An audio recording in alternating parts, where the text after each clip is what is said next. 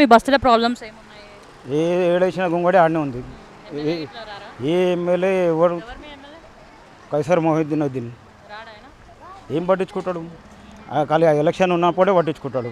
దాని తర్వాత మన మన బతుకులు మనకే ఉంటాయి. కేసీఆర్ ప్రభుత్వం ఎట్లుండే, ఇప్పుడు కాంగ్రెస్ పార్టీ ప్రభుత్వం అందరు దొంగల రాజ్యమే అది.